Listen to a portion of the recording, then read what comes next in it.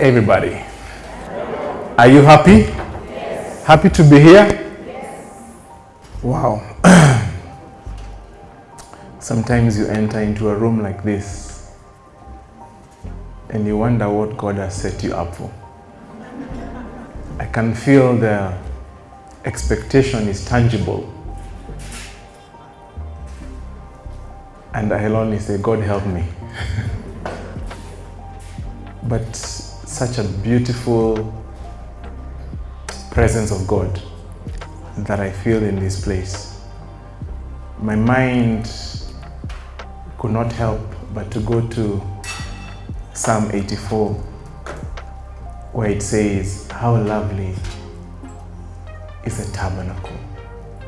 How lovely is your tabernacle, O Lord of hosts. My soul longs, yes, even faints, to be in the courts of the Lord. That's how I felt when I entered this room. Amen? Amen. So, forget everything that you have been told about me. I'm just a guy who is sent to you, who loves to make money, who loves to make 1 shilling to be 1 shilling and 20 cents, and that is his calling. So this is my ministry, and I'm happy to be here with all of you, with my team, to do this ministry. And I pray that God will use these few minutes that we have together to change people's lives. Amen? Amen. Anyone here who has relatives or friends, when you see their phone call, you just know. I'm about to part with my M-Pesa balance. Anybody like that? And just when your M-Pesa balance is fat, they know when to call you. It's like they have some superpowers to know when your bank balance is a bit too healthy. You know? You know that feeling? Yes. I know that feeling too. And yesterday as I was walking in CBD, there was this young lady, seemingly in her teens, who I could tell she was approaching me very fast. And she was carrying an open packet of sweets. And I immediately suspected the sweets were just a decoy to ask me for money. And before I could wrap my mind around it, she had already struck a conversation. And this is how the conversation went.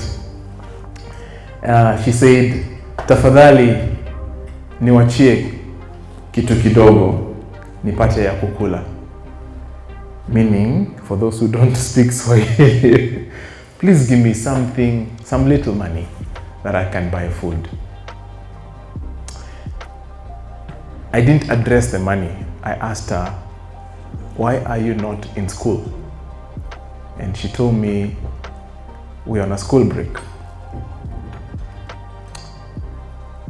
And then I asked her, why is a young girl like you begging in the streets? And she told me, my mother sent me. So I am walking and she's following me and we're talking. And I asked her as we were walking, if you get into the habit of begging when you're so young, how will you ever drive these cars, these beautiful cars that we are seeing? And she realized this conversation is not going as she anticipated. She kept silent. And I told her, begging is a trap and a bad habit. And you cannot succeed in life by begging. You cannot succeed in life by begging. And I told her, learn how to earn and you will succeed in life. And therefore today, I will not give you money because I don't want to be one of those people who will spoil you and throw you into this trap, this snare that you can only be given, and that becomes your mission in life, to beg people. Of course, there was no response, and she quickly withdrew and proceeded to the next target.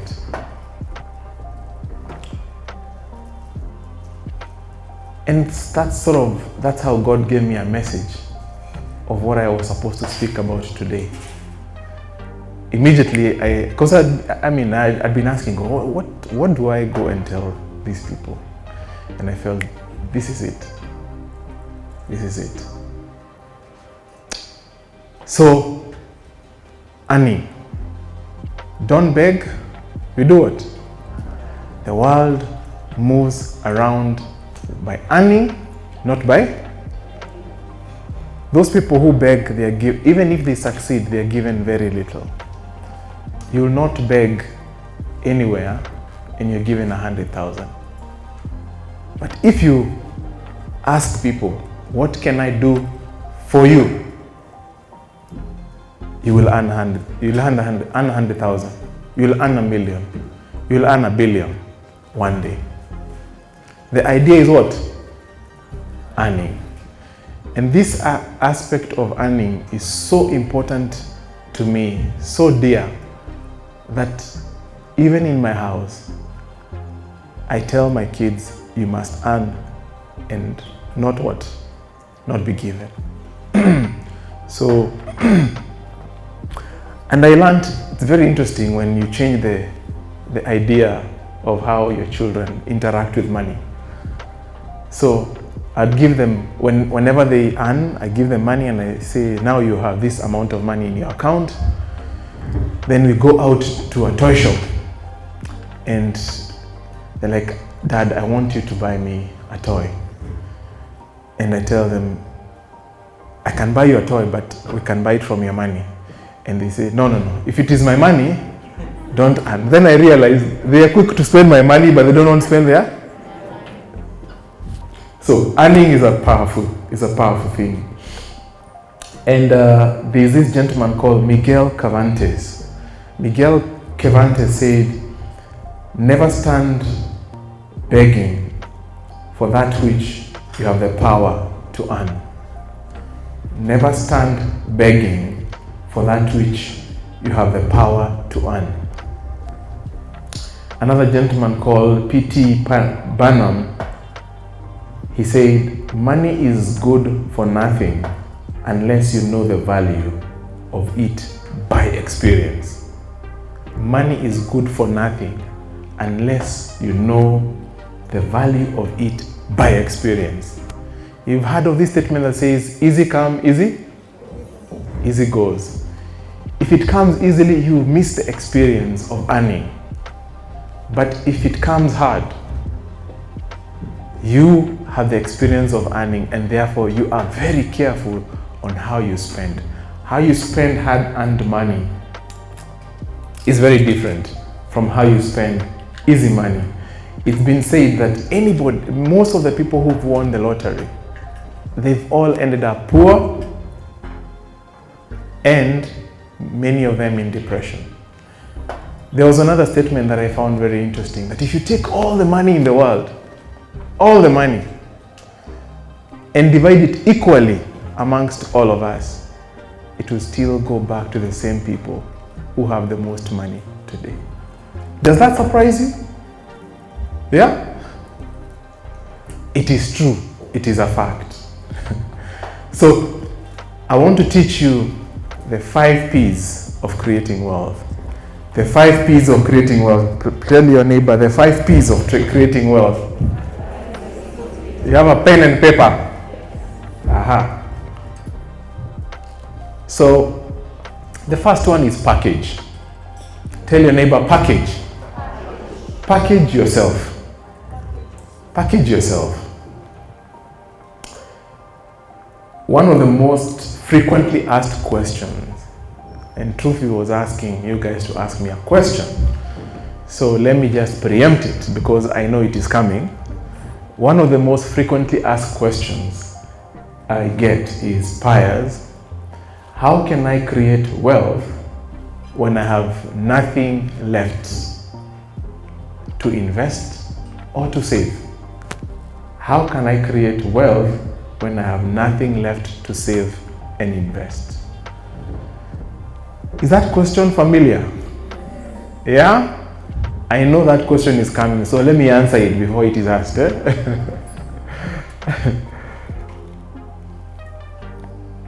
as I was pondering this question, I was brought to Exodus chapter 4 verse 1. You know, this is the different thing about me and us in Nabo. As guys, we teach you money and we're also preaching to you, you know. So let's get some encouragement. Exodus chapter 4 verse 1 to 3. It says, Then Moses answered and said, But suppose they will not believe me or listen to my voice. Suppose they say, The Lord has not appeared to you. So the Lord said to him, What is that in your hand? What is that in your hand? He said, A rod. And he, God, said, Cast it on the ground. So he cast it on the ground, and it became a serpent, and Moses fled from it. What is it in your hand? What is it in your hand? That which is in your hand is your starting point. It is enough. What is it in your hand? Let me give you my own short story. When I got my first job, fresh from campus, completely green, my first assignment was to do bank reconciliation. And there was a backlog of 2 years. And I know accountants in the house, I can see they are smiling because they know what that means. It was nightmare. I could barely sleep. 2 years of backlog of bank reconciliation. And I was given this stack of bank statements and a computer. There was no laptops. Computer. And the Excel was open. I was paralyzed. I didn't know what to do with this stack of papers and how they will enter into this computer, and then I would come out with a product called reconciliation. I must have spent like a day or two just paralyzed. And one day, the chief accountant walked out of his office and came to my desk and looked at me and he knew I was stuck, and he pulled a chair next to mine, and he sat there, opened a new Excel worksheet, and the next few minutes, the things that he did with that Excel worksheet shocked me. What was a big problem for me was suddenly broken down. I had a breakthrough, you know. I had an idea on how to move forward from here. And what he did for me is that he pricked my curiosity, and I started really studying, analyzing, understanding how to use this powerful tool called Excel. I was also very privileged to have other people who are starting their career as me, and it became so good that at some point we were now challenging each other. Who can work for the longest without a mouse? And over time, we no longer needed our mouses. Our mouse, it was slowing us down. We were moving, we were breezing through those apps as in you couldn't tell where we were because it was just fast. We became experts. We mastered Excel. We became so good. And that gave me a very important skill called analytical skills, strong analytical skills. And when one of my colleagues took my CV and sent it without me knowing to Toyota, I was called for an interview. And I presented myself and I was asked what I'm good at. I explained what I'm good at, and then I was hired. And after I was hired, I asked, what did you guys see in me that you hired me? And they said, the person that I was coming to replace was so good in Excel, in analysis, that they did not know anyone else who could replace him. So when they saw my CV and my skill set, I was a perfect recruit. So what is the lesson here? Number one, everybody who is seated here has God-given gift. You have a God-given gift. And what's a God-given gift? A gift is an ability. A gift is an ability. Being able to do something. I had an ability to learn. You have an ability to learn. You have some ability. And for me, this was my introduction to Excel. What is it in your hands? I had some beginning knowledge of Excel. That is what was in my hand. When you have a gift, you go to the second thing, which is to make it a skill. How do you make a gift a skill? By mastering the gift, mastering the ability of that doing. I became a master in analyzing data on Excel. And that I transformed it from a gift to a specialized skill. So your gift must move to what? A skill, and a specialized skill. Number three, once you've mastered the skill, you must get the tools. A skill is very good, but a tool amplifies the products of your skill. A tool amplifies your skill. So my tool was a computer. I had the skill now and I had a computer. When you combine a skill and a tool, you end up with an offering. You combine a skill and a tool, you end up with an offering. Now you have something that you can offer unto others. Can I hear some amen? Amen.